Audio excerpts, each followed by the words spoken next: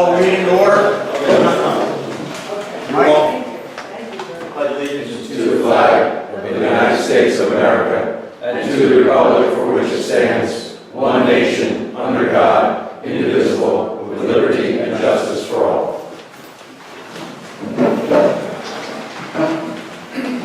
The notice requirements of the New Jersey Public Meetings Law have been satisfied by forwarding the news release to the Asbury Park Press on December 17, 2015, stating that a regular meeting of the ToCN Township Committee would be held on July 13, 2016 at 7:30 p.m. Town Hall.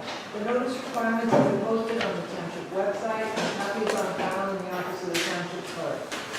Roll call. Committeeman McNeil? Yes, I'm here. Committeeman Bartolomeo? Here. Committeeman Eastman is slightly delayed and will be here shortly. And Mayor Orgo. Here. Minutes. Move. Second. Roll call.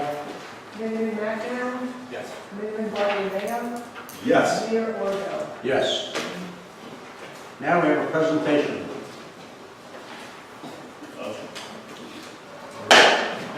You're up, John.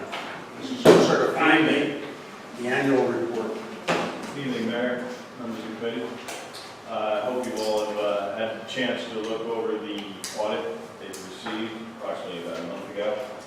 Some of the highlights of the audit I'd like to go over, if you may, including that the fund balance decreased by a slight amount, $27,000, which we had talked about, went from $1 million.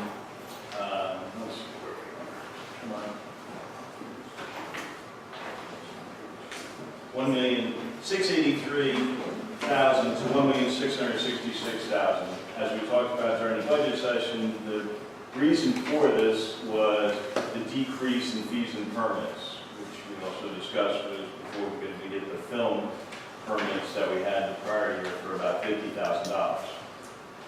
Also, we utilized of this $1,666,000, $1,126,000, which was $226.27 less than the year before in the 2016 budget.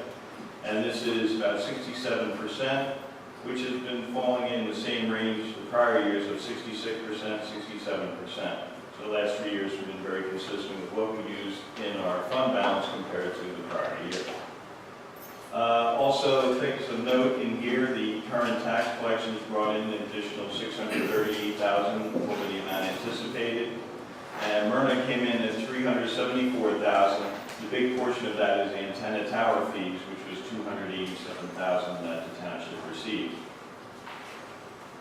Other items of note were the tax collection rate was at 99.02, which is the highest since 2011 when it was 99.09. So we did a good job with tax collection rate. Included in that also was our tax collectors trust, which we have our tax sale once a year in December.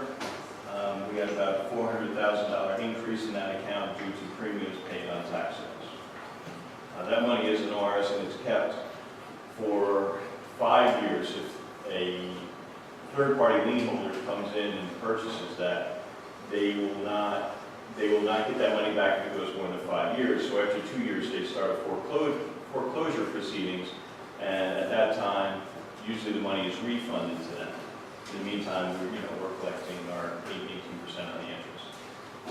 Also of note, no audit findings were found in this audit, so I think that's 2 years in a row. So we're doing a very good job. Everybody's keeping up to statute and doing what we're supposed to do. Any questions, comments? Just what do you attribute the increase in tax collection? Tax payments? Well, what that's a happens- significant number, right? Well, it's about another $1 million is what it turned out to be, and that we actually. Oh, you're talking about this one? Oh, for over, that's always a higher number. You anticipate that's the way to rebuild your surplus.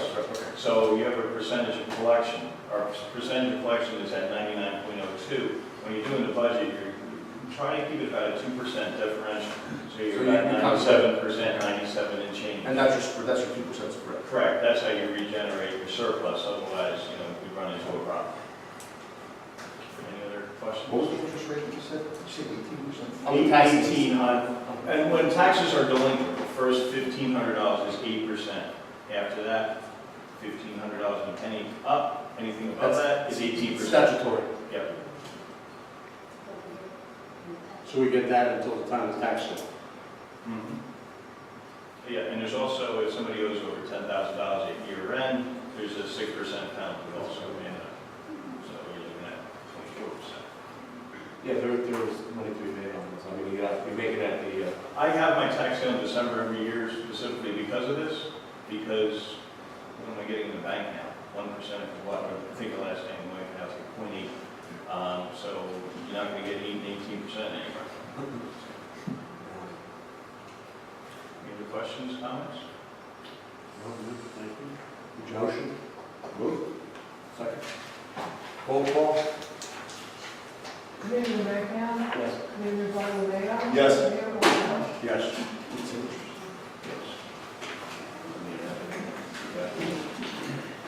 Thank you. Any support ahead? Thanks, John. Thank you. Thank you.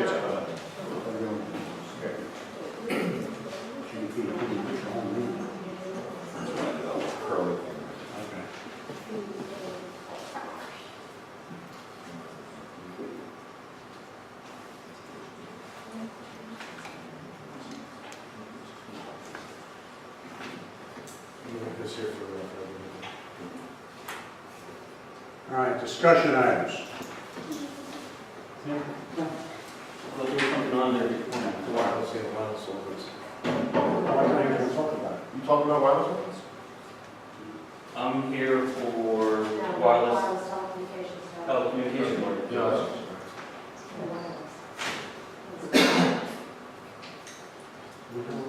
Yeah, yeah.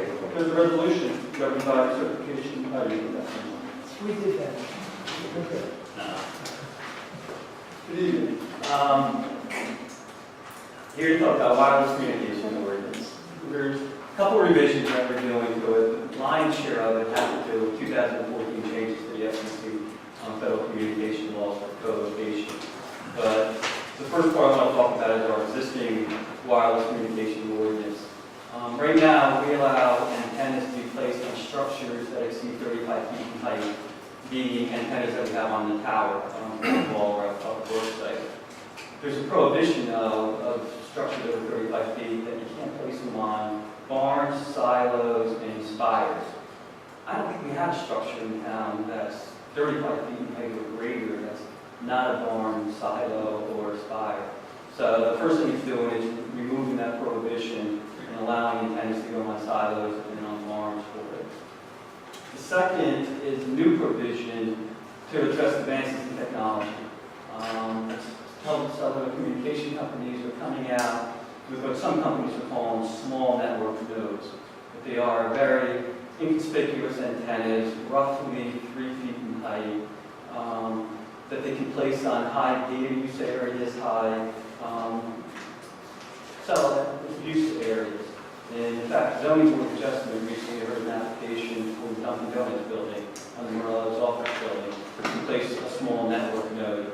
They're generally antennas that are going on the Morello building are 24 inches in height, 12 inches in width. There's 2 antennas, and they're going to be camouflaged by a chimney, big chimney for side and rear side. So anybody driving along Route 34 probably would have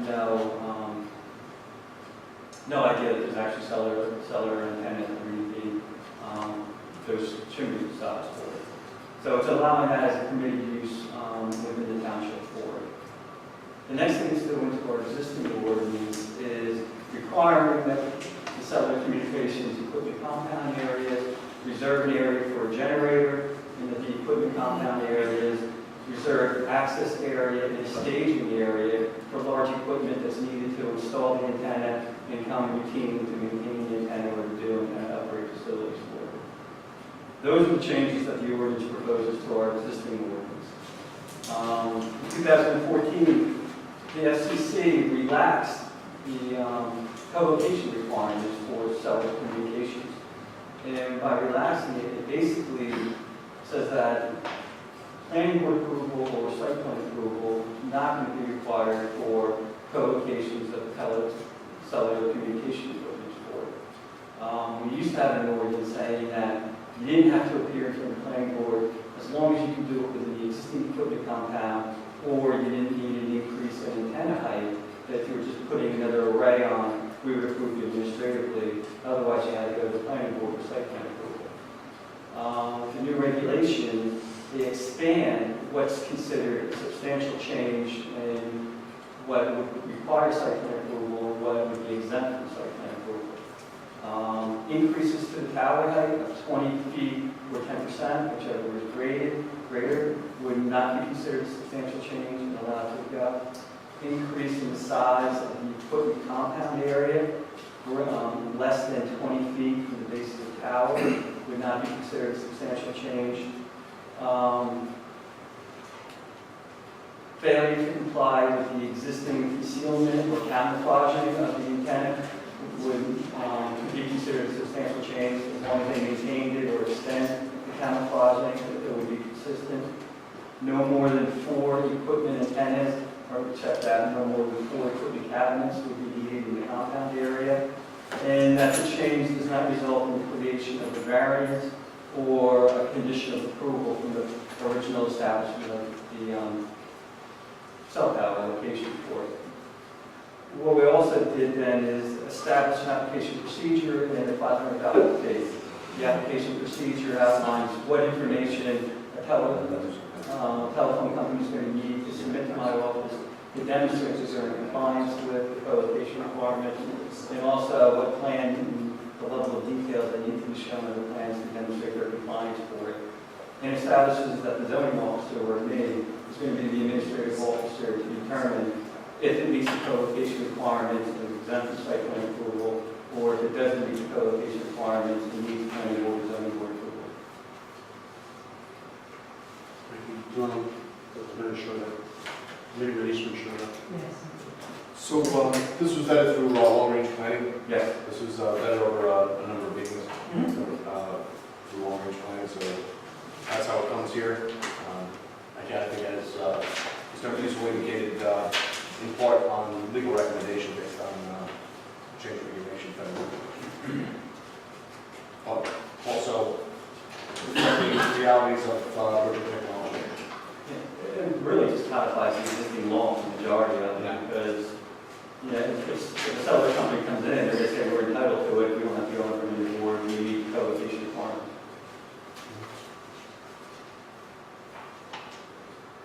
No questions?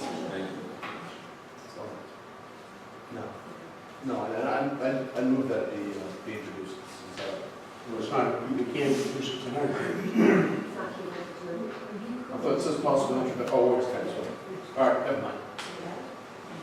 Doesn't have a number. It can be done all the time, but it's not, there's no fire. No. No, not at all. No. All right. I misread, I thought it was, all the time, fine. Thanks, Tim. Yeah, all Takes the time. time. Thanks, Tim. Welcome to state, that's Yes, thank you. All right, next is discussion recommendations from the Wildlife Committee. They had brought up reducing our lots from 5 acres down to 3 acres. Yes. And to let the farmers that rent the ground get a depredation permit to remove the deer on the land farmland.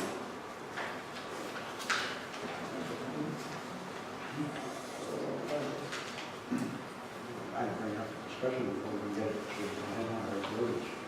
the I mean, my suggestion is that we draft an ordinance, an amendment to the existing ordinance, really, and then we'll advertise it as we did the last time. Let the public have their say, I mean, when it comes time. They won't have, if we bring it in the August meeting, they wouldn't hear about it until September. There wouldn't be a public meeting until September 2nd. Right, but that's fine. But everybody's back from vacation, anybody that wants to be heard, come in to be heard. September's the right time for that. So, So we prepare it for the amendment for introduction. It'll be the first reading by title for next month, and then the public hearing will be in September. And then, people have the Mike, anything else? I would ask, are you just looking at the 3-acre lots for single lots or also aggregated lots? You can do aggregated lots as far as I know. Yeah, that's what we did discuss it. I put it in, we could always amend Yeah. There's an issue that we decide to change. The over-inclusive, then we could always pull stuff out if it should become necessary. But I would include the aggregation, I would include the 3-acre, and I would include the delineation. Right.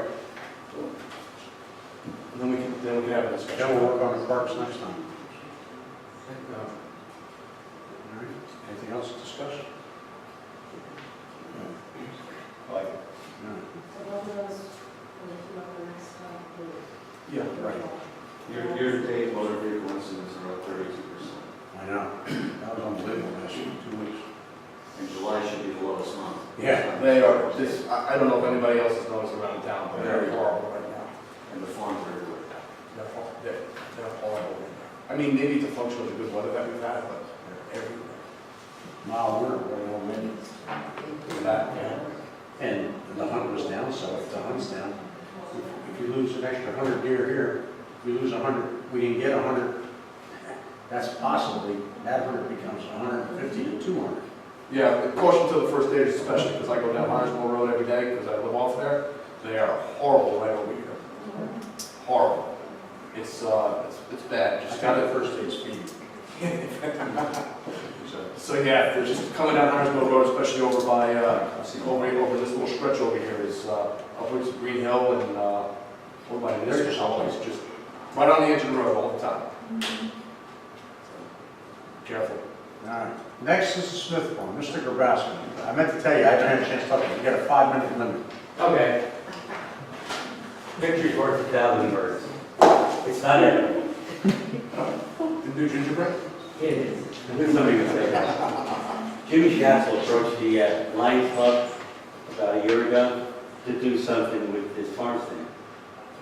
Another member of the Lions Club, myself, went over there. It's all piecework. It's whatever they can find, I guess the Smiths put on there. So the first step should be demolished. I went to Timmy to see what the parameter for doing this. He said, go see the township committee. That's why I'm here tonight. What is your pleasure? What should be done there? Give us some parameters and go from there. Well, I understood it was to be restored, not to be rebuilt. All right.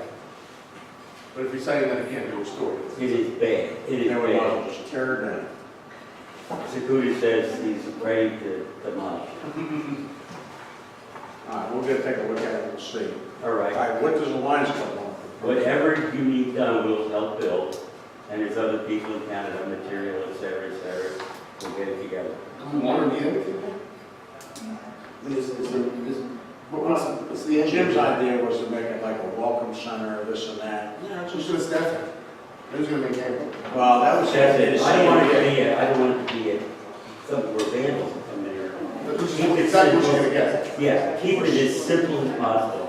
Eddie Petrowski lives up the road there, and he says, right now, his kids go in there and play. Yeah, I'm sure. And what I did with the model, I made it wide open, so the kids, I think you demo the structure. You want to do something nice, maybe a nice I welcome think to we'll Coast solar Center. lights in there.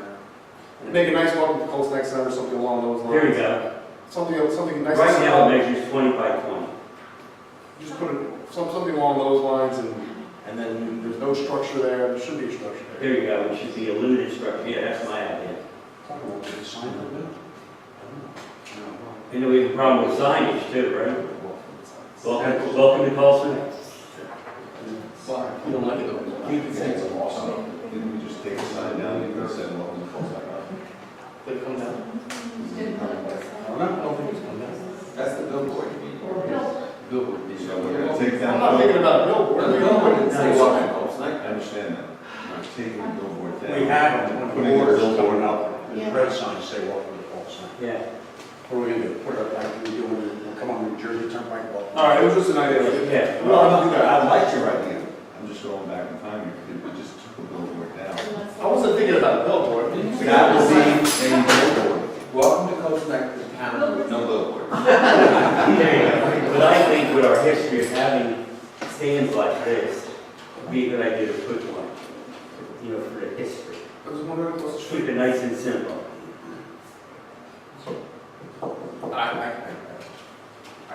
I think the gesture is a nice gesture, but I think you're asking for more problems than it solves. I think you demo the thing and it will be done. Then will be done? If you're saying that it's not salvageable, No, you can't say that. then I know it's in there. It's all piecemeal. There's texture running left on one side, there's old doors that are wind on the other side. Take a look at it. No, I know, right. Take a look at it. we will. Thank you, John. All right. Appreciate it. Come up with another idea? Yeah. We'll put it out there, we'll get back to you. There you go. Thank you very much. All right. Welcome. Next, Mr. Vince, your 5 minutes is up. I appreciate it personally. Well, we're trying to keep it brief, that's why you got the map, you got, and I'm also thinking about brief. And then just so you know, we already had that memo that you wrote approved to our environmental consultant. Very good, Tom. Very good, okay. And this really just comes simply because the DEP downgraded those waters. It's been called very much to public attention with this document from the Clean Ocean Action, and it seemed appropriate for us to take notice of it and to make sure that we're doing the responsible thing because of potential sensitivity in that area in the event that we've had a pollution event. So Just so that people know what area you're talking about. we're talking about the drainage of Hockhopson, Pine Brook, and the lower Swimming River. And it's, Anybody want to see a copy of the map? here is the map. It's outlined in green is the Swimming River portion. The ones in question are the colored ones. And it's the South Europe portion. That's awesome. Southeast. Good ball, say that. It makes, basically, we're talking about, really heightening our vigilance, adding Hockhopson, doing testing there, because the Swimming River clearly is not a source. 2008, DEP did a microbial source tracking study, and they determined the Swimming River reservoir is not a significant source of pollution to the lower. So, therefore, that's not an issue. Who else comes from Hockhopson besides those? Hockhopson, there's very little of the town in the Hockhopson outside of Earl. So it's not, it is trout maintenance water, the state stops it. So trout only live in good quality waters, they're a sensitive species.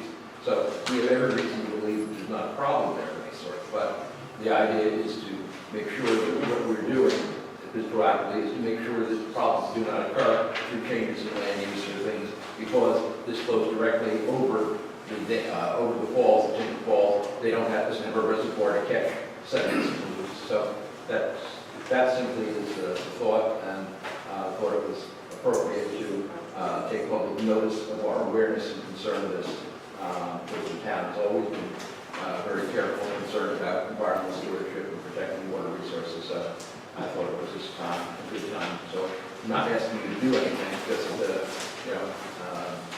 Like I said, it's been referred to our environmental consultant in the code case because it does tie in, the prospective development in the area can have adverse impact. Absolutely. Anytime you increase development, because the regulations require stormwater to be retained on site, things like that. But the things that cannot be changed are the impact of traffic on road, petrochemical residues, road salt, herbicides, pesticides, all of those things that come with normal life development that are not intended as in any way polluting events. Nonetheless, these are things that potentially have an impact. So therefore, it makes great sense for us to be very careful. So, My sense, Vince, is that we've been good stewards of our watershed. Yes. Both the Swimming River and the Hockhopson. It's always been a high And priority. I'm grateful that you would bring this report to our attention to remind us how important it is to be good stewards of our watershed.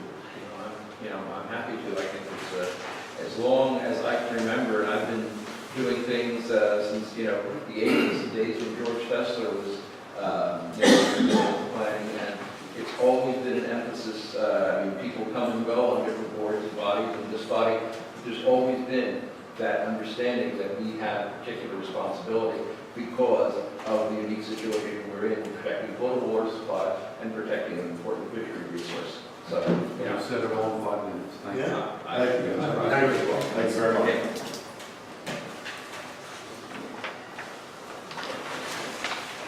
Ordinance 2016-13, an ordinance amending and supplementing chapters 198 streets and sidewalks of the Code of Colesnet, County of Monmouth, State of New Jersey. This is the second reading. This is about street opening permits. Any comments? No. It's mainly to stop people and making it more enforceable when we redo a street that it's not open for 5 years. We don't want the street dug back up. Yeah. Dire streets. Hi, I'm open it to the public. Anyone comment on? Is there a penalty associated with this? I'm sorry? Is there a penalty associated if somebody does cut into the street? There's open. Well, they gotta get a permit, and they won't get a permit. The gas company and all those people know it. They have to put a bond up and everything else. It's something, if we do that. I mean, I think if somebody opened the road without a permit, I think that would be it would be a violation of. It would be because our ordinance requires to get a permit, so they will have. That would be a violation of the ordinance. $1,000 fine. Violation of an ordinance. Anyone else from the public? With that, I'm going to close the public. Motion. I move it. Second. Roll call. Benjamin Franklin. Yes. Benjamin Bartolomeo. Yes. Benjamin Eastman. Yes. Mayor Wardo. Yes. Resolution 2016-89, resolution authorizing the optional 2-year extension of an agreement with Cable Associates, Inc. for energy management services from August 28, 2016 to August 27, 2018. They were here last month, if you were here, about the proposal. We're going to see if we can do the electric again for another 2 years. 2 years. Right. So, You saved money last time? yeah. People that wanted to opt out, would have opted out. Probably no downside. I move it. Second. Roll call. Benjamin Franklin. Yes. Benjamin Bartolomeo. Yes. Benjamin Eastman. Yes. Mayor Wardo. Yes. Ordinance 2016-14, an ordinance authorizing the continuation of the government energy aggregation program within the township of Colesnet. This is the first reading. Same motion. Seconding. Roll call. Benjamin Franklin. Yes. Benjamin Bartolomeo. Yes. Benjamin Eastman. Yes. Mayor Wardo. Yes, we're going to set the public hearing for August 10th. Resolution 2016-89, a resolution authorizing the formation of a cooperative purchasing system named the Colesnet Energy Procurement Cooperative, CNEPC, the Township of Colesnet as lead agency for the purpose of purchasing electric generation services for the residents of the Township of Colesnet and other participant municipalities of Monmouth County by way of government energy aggregation program. Gives us the flexibility to team up with other municipalities and governmental entities to purchase that all away. I move it. Second. Roll call. Benjamin Franklin. Yes. Benjamin Bartolomeo. Yes. Benjamin Eastman. Yes. Mayor Wardo. Yes. Ordinance 2016-15, an ordinance amending the 2016 salary ordinance number 2016-10 of the Township of Colesnet. This is the first reading. You want to explain that? Yeah, this is in connection with hiring that's going to be taking place in the court, to replace some, in the court as well as downstairs in the construction office, just due to some turnover. So it's increasing our flexibility in terms of hiring additional rates of pay.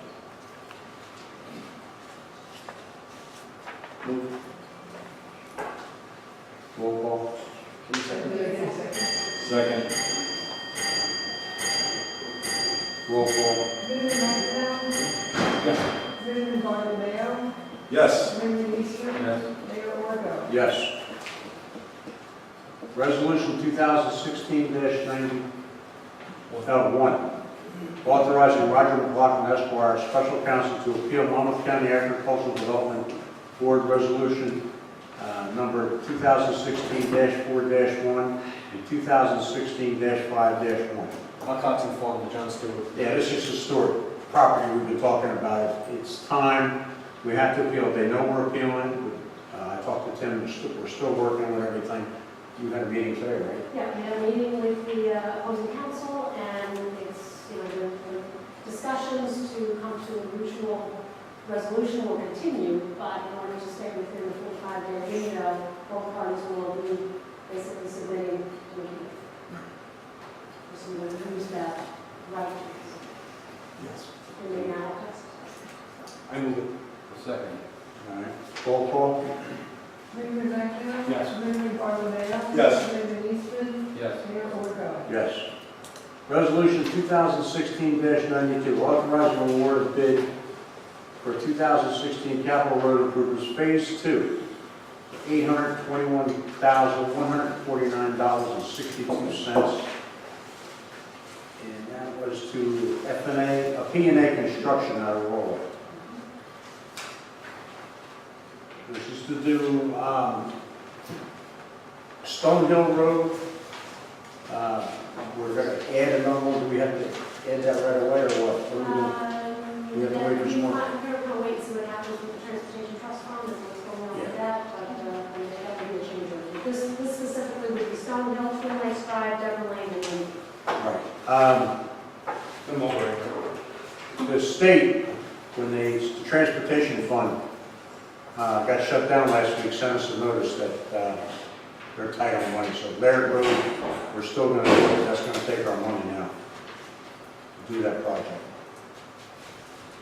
Until we hear back from the state or wherever they straighten out to do the Transportation Fund. Because that was fun to do that. Yeah, 34 and 537, still going on. Federal money.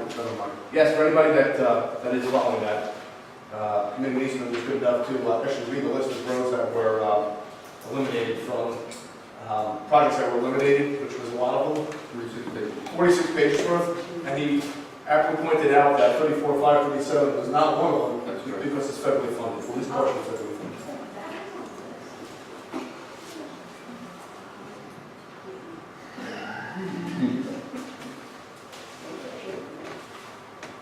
Motion? Move. Second. Roll call? Committeeman McEnroe? Yes. Committeeman Bartolomeo? Yes. Committeeman Eastman? Yes. Mayor Wargo? Yes. Resolution 2016-93, confirming appointment of township professionals and authorizing the execution of agreements with said professionals. This has to do with Senator Bennett and his group, Megan Bennett. They're leaving the firm of Dilworth and Taft, and they're going with, yes, in Red Bank. So we have to change all paperwork to stay with them through the end of the year contract. Move. Second. Roll call. Committeeman McEnroe? Yes. Committeeman Bartolomeo? Yes. Committeeman Eastman? Yes. Mayor Wargo? Yes. All right, our consent agenda. Resolution 2016-94, authorizing acceptance of performance guarantees for street opening permits, Block 11, Lot 33, 24 Fairway West. Resolution 2016-95, authorizing acceptance of performance guarantees for street opening permit, Block 23, Lot 13, 12 Forest Way. These were done before this ordinance went into effect and read back just a while ago. So all their stuff is going to stay the same. But all the new people will all be changed with the new rules because Fairway West was done just a year or two ago. Repaved. Move. Second. Roll call. Committeeman McEnroe? Yes. Committeeman Bartolomeo? Yes. Committeeman Eastman? Yes. Yes. Administrator. Thank you, Mayor. Talk a little bit about phase 2 of the road improvement project. And again, the executive order that was issued by Governor Christie is for a minimum of 7 days. So as of, I think, the 15th, we should know more as to whether we'll be impacted by that. So more to come on that. Meanwhile, phase 1 is continuing. We're continuing today at the Fireside Development at Liberty Knoll. There's no road closings in connection with that. Tomorrow and Friday, you can expect some continued work at Rare, and that will be down to a single lane. So you may want to alternate your route during peak traffic times. We'll continue to post updates as to where they're working on the website. Gray Street, a quick update on that. As you recall, we had concern about truck traffic and speeding on that particular street. We've got a traffic study underway right now. Don't have results from that yet, so we'll report on that when we have that. I did confirm that absent a posted speed limit, the speed limit is 35 miles per hour. So we'll take that into consideration as they continue that traffic study. Fox Mill Park, a follow-up on that. As you may recall, we discussed the fee schedule in connection with that being a potential Rossi. And we did learn that we can indeed have separate fee schedules for profit and not for profit. So the next step, as you know, is going to long-range planning to consider, what types of events we're going to allow in the future in that park and other township parks. And finally, one last thing, Colts Neck Township will be the host town for the 2017 Mellon Safety Institute safety classes. So as our membership within the GIF, various towns take on that responsibility to host the safety training. We'll be doing that here at our library for a number of different safety events in 2017. So that'll be quite a lot. And that's all I have. No, we're not. I listen. Thank you. I listen to you. Thank you. Thank you very much. We're aware that we consider that possible issue for It should be, you should be. Aren't you recreation? No, sports. That was your visit. Field use charge, what do they do? Sure. All right. Vouchers are next. I reviewed the vouchers tonight in the absence of the deputy mayor. I found them all to be in order. I did have a question as to one which was clarified by a business administrator. And lion's share of the 1.6 million change was, the 1.1, 1.2 was to schools. Otherwise, I found it to be in order. I recommend that they be approved. Motion. Moved. I'll second. Second. I got it. Roll call. Benjamin Martin, Yes, except to abstain for schools. Benjamin Barlow, Yes. Benjamin Eastman. Yes. Mayor Warner. Yes. You want to go first or last? I'll go fast. All right. Ed, you're up first. I went to Drug and Alcohol Alliance, and it's a very active organization that meets every other month. We just got our stipend for we finished up the budget for this year, and then we received the stipend for next year for these doctors. So it's actually a group that's growing rather than getting smaller as parents become more and more aware of the activities of the alliance, and I'm pleased that I got time. I think that's good. Is that? Yeah, you're on. Okay, Friends of the Library, they're considering doing something with their sign, their library sign, kind of kicking around whether to replace it or just simply to retain it. They're also looking to recarpet the basement, the much-used basement of the building, and they're asking us for next budget year to consider the use of public funds for that. That's something to keep on the radar, perhaps. Their spelling bee, they had a few weeks back, they had about 25 participants. That is the 4th grade annual spelling bee they've been doing for years because my kids did it. The top 4 for the ladies, all girls. Since I have girls, I take it. And Ariel Ohana was the winner of this year's study. Looking at October 14, 15, 16, 22, and 23 for the art show this year, which is always a pretty well attended event.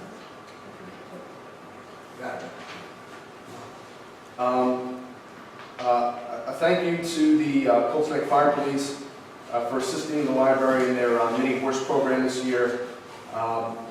They've done it the last few years, help with traffic around the municipal complex, and just a good program, and it couldn't be pulled off without the assistance of the fire police, so thank you for that. That comes from our library, it's definitely upgraded. COA. Who's ready for COA? I know everybody waits just for the COA discussion. So, good news on the COA front, because we can use some good news on the COA front. And one of our COA attorneys is here, Ron Israel, is sitting in the back.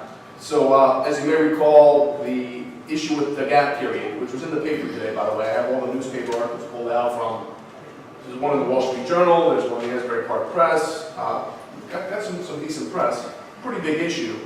Argued on June 6th, Mr. Israel, amongst a number of other attorneys representing different municipalities, argued for reversal of the Ocean County judge's decision to impose a gap period, and I happen to report successfully argued that the Ocean County judge was incorrect in his decision. The appellate division of the Superior Court found that there would be no gap period, meaning that the courts are only to look at prospective need for affordable housing rather than going back in time to 1999, 97, right? Back to 97 to see whether there's was an unmet need during that period, which would have likely substantially increased the overall number and therefore the respective obligations of the municipalities. Big deal. I think they're going to petition, the other side's going to petition for certification. Mr. Israel disagrees. We'll see who wins that one. So we'll find out soon enough whether Fair Share and the Builders Association petition for certification. If it does, the Supreme Court will take a look at it, will likely take a look at it. They don't have to, they're not obligated to. They will likely take a look at it and weigh in on that decision. Probably the most interesting thing, other than the substance of the opinion, and again, it's a 53-page opinion, anybody that's so inclined to read it. It's available on the internet, on the New Jersey Courts Online website. I do have a copy here today if anybody wants to take a few more minutes to read it. But I did, and one of the members of our COA subcommittee, Joe Powell, who was also an attorney, pointed out something that was pretty significant, I thought, in the opinion, but something that I've been saying all along, that this is a legislative issue, an executive issue, not a judicial issue. And the appellate division, in their opinion, indicated that on a number of occasions, that issues of this magnitude should be judicially decided. They should be decided as a matter of policy by the legislature and by the executive. And for what it's worth, we've been saying that from the beginning. Hopefully, our legislation takes heed and does what they should be doing, which is to take care of business with COA, because this should not be in the court system. I've said it probably every time that I've talked about it for the last 8 months or 6 months, or however long I've been talking about it. But this should be decided as a matter of policy by the legislature, not left to the courts. And so these three judges, in any case, agreed with our assessment that this is an issue too significant to be considered in the court system, which should be decided by people that we elect to make these types of decisions. That is before we You got your little sheet. Senior citizens are still looking to fill their president and vice president seats. I've been actively recruited, by the way. So has John Walsh to not a very popular role. They also tweaked some bylaws last time, some on the membership agenda and some on the trip agenda. Hope that was a nice step in that direction. First aid, a few new senior members sworn in last night, Stephanie O'Hara and Ephraim Kalabat. 3 resigning from the squad, Doug Capola, Andrew Gilbert, and Daniel Santoro. For those that may have noticed, last week there was a big giant New Jersey state helicopter circling Colts Neck. There was nothing wrong. They wanted to bring it in so the cadets and the other people could see it, ask some questions. Bit of a hands-on experience. I was invited. It was a nice experience for me and my boys. It's a very powerful machine. It goes to show, that we do have some help if needed. The Grand, I unfortunately missed their meeting, but Kathleen and I have been working on it. Kathleen has been working on a pretty extensive punch list, but that's getting whittled down. They're kind of in a holding pattern on a couple of loose end issues. Historic was canceled this month, and Board of Ed was on hiatus. That's all there.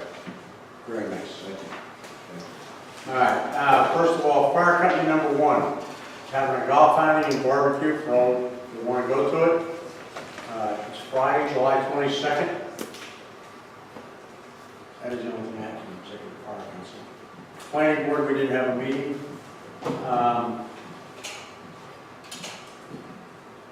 That's about it. CNBA just wanted to have a meeting.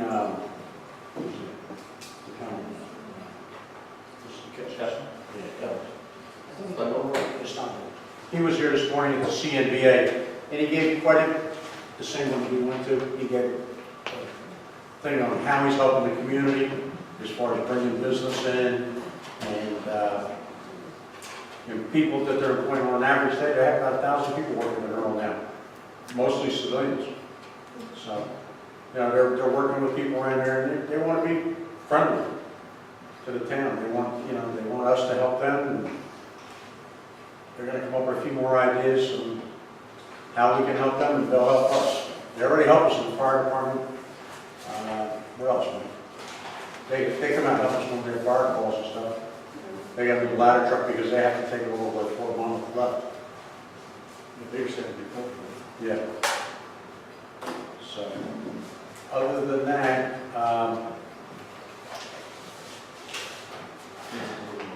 what?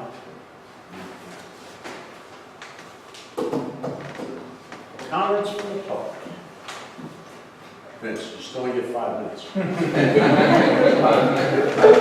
Very simple. On the subject of affordable housing, which you know is also near and dear to my heart, as it is, I'm sure, that was everyone. If you, rather than talk about it, I'll tell you, if you go to www.onthejerseyside.com, you'll see what I'm writing about. It's weekly. This week is demonstrating the fact that people seem to have neglected, which is that there actually is no constitutional obligation to zone for affordable housing. Source by source, quote by quote. And so you may find it interesting, I hope, and it'll keep going week by week. So take a look. Thank you. Public Works and the other contractor, they do an excellent job in cleaning out the drains and getting ready to grade the road so it doesn't flood, which then freezes over and makes a mess out of the blacktop. Thank you. Mr. Sawyer. Thank you, Mayor. Jeff Sauter, 41 Ann Street, Colts Neck. I got a few things I'll start off with. I guess the good news, or the good thing, is the audit report. Good job on that, no findings. I guess particularly John Antonides, who's I guess been I don't know how long he's been our CFO, but great job on pulling off a no findings audit there. Not that that was maybe difficult for him given his experience, but that was good. Number two, on the police chief's disciplinary hearing, Mr. Mayor, is there been any resolution been brought to that yet? No. Okay, all right, just so the taxpayers and the residents here know, I know you guys know, but the bill through the end of May for that is just over $11,000 cost the taxpayers for that. I know you know that, but I just wanted to let the public know that. The third thing is GRC complaint 2015-06. That was just rendered, I guess a decision rendered. I'm surprised I didn't hear from your committeeman Mac now on that. You know, it's a lose-lose-lose for everybody, essentially, on that one. And that's unfortunate because at the end of the day, records were lost. And, you know, government records that weren't maintained properly, and that's just unfortunate for you guys, it's unfortunate for the town, it's unfortunate for the citizens as well that rely on our government to make sure these things are properly maintained. The fourth thing that I want to do is I'm going to read my second letter that I was censored by Joe Clark, John Bennett's son-in-law, on June 24th, 2015, public meeting that the ACLU ended up getting involved, and we worked out a settlement agreement with you, Mayor, and the town committee on February 10th. In reference to that, and it's a little bit dated because by the time we worked on our settlement agreement to allow me to read this letter in which I was censored, so it might sound to some members of the public being a little bit dated, but dear Mr. Mayor, this is dated June 23rd, 2015, Jimmy Schatzel, Mayor, Township of Colts Neck, censorship and disingenuous statements. Dear Mr. Mayor, it is unfortunate that Township Attorney John Bennett, the town committee, and most importantly you as our mayor, censored my public comments at the last Township Committee meeting on June 10th, 2015. Though it is clear these township officials, and particularly you, did not want the public to hear the facts supporting your exceptional valor and courage with the fire company, let me quickly state a fact concerning the last five years of service with the fire company that are on file with the township. From the period 09 through 2013, you attended one call out of 2005, 0 out of 60 business meetings, and 0 out of 60 training drills. In other words, you attended 1 out of 2,125 total events for the fire company, or 0.0471%. See attached statistical worksheet. Township records for year 2014 could not be oddly included because, according to Dilworth Paxson, the legal firm representing the township, no such records exist. As a result, though I clearly have my own opinions or can draw my own conclusions concerning the facts here and your professed public valor with the fire company, I'll simply allow these statistics to stand on their own merit.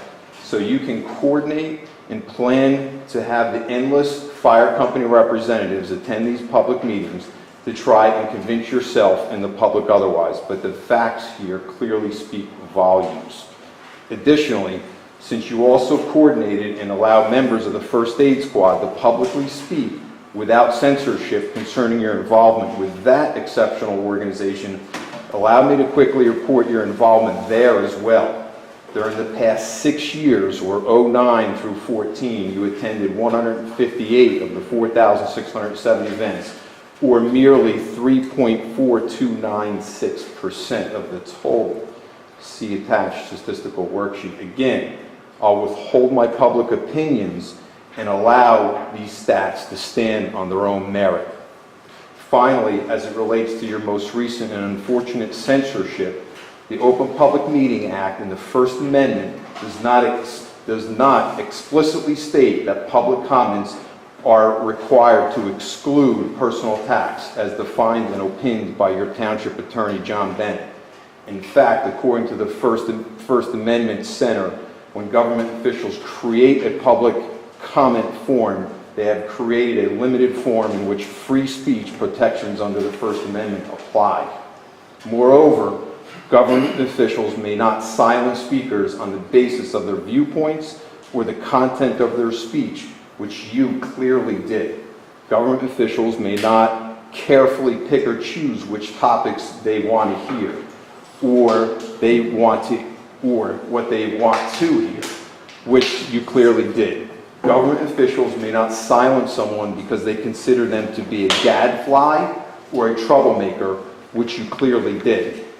My censored public comments were to simply refute comments made by you and others during public meetings and to fully inform the public of all the facts as they continue to formulate their own personal opinions concerning your moral character while serving as our city mayor.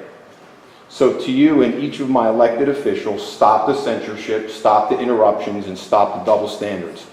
Unlike your dear past friend and Mayor Arthur Goodwin, who harmed so many individuals and organizations, I'm requesting you to be open, transparent, and allow all information to be properly heard, because as Woodrow Wilson stated, corruption thrives in secret places and avoids public places. Respectfully, Jeffrey W. Sauter. Thank you. I got nothing further.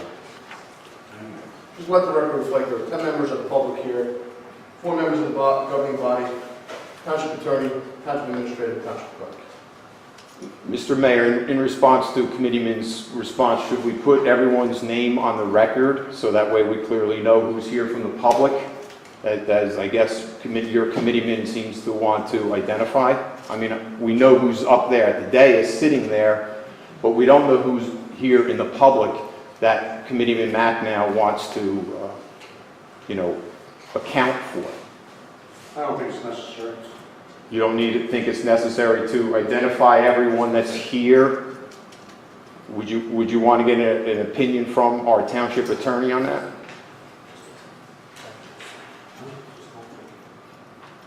No, thank you. Was that, which opinion was that from? Your attorney sitting to your left or the township attorney? That was my opinion. Okay, all right. Thank you very much.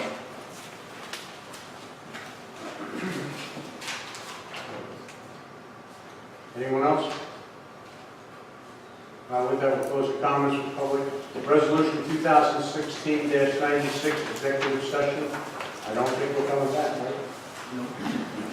We're not.